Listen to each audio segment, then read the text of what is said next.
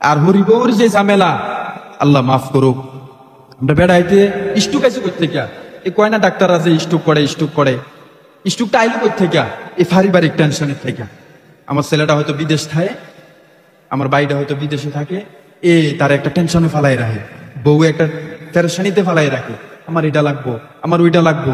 এগুলি বলা হ্যাঁ এটা অধিকার, স্ত্রীর অধিকার, চাওয়াটা অধিকার, কিন্তু বেশি পেরেশানিতে ফালাই দেওয়া, বেশি চাওয়া। আমি বাইক থাকতাম না, কি আর তুমি বাইক থাকতা না? এনে হরির ভাত রান্ধন লাগে, শ্বশুরের ভাত রান্ধন লাগে, দেওয়ারের ভাত রান্ধন লাগে, এর লাগে আমি ঘরে থাকতাম না। আমার এখন শহরে নিয়ে দিতে হইব, শহরে বাসা রাখতে হইব, 14 গ্রামে বাসা রাখতে হইব।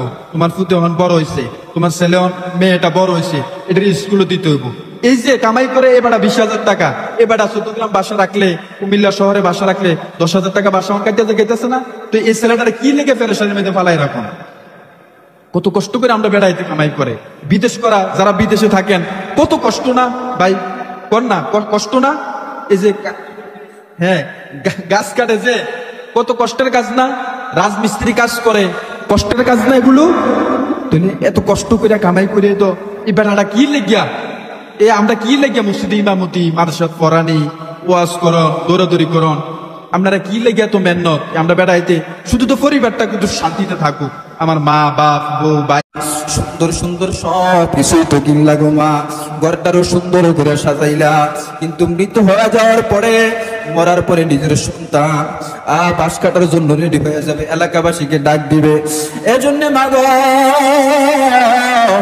যখন 16-17 বছরের যুবতী হয়েছিল, তোমার মা, তোমার বাবা, তোমার ভাই, তোমার বোন, আত্মীয় স্বজন, পাড়া প্রতিবেশীরা তোমাকে বিবাহ দেওয়ার জন্য ব্যস্ত হয়ে গেছে, বিবাহ হয়ে গেছে, শ্বশুর বাড়িতে চলে গেছিলেন আর স্বামীর বাড়িতে চলে গেছিলেন, তারা অনেক আদর করছে, অনেক আপ্যায়ন করছে, অনেক মায়া করছে।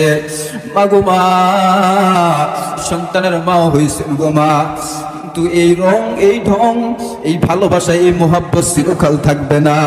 যে ঘরের দরওয়াজা দিয়া মাগুলা রঙিন শাড়ি পড়া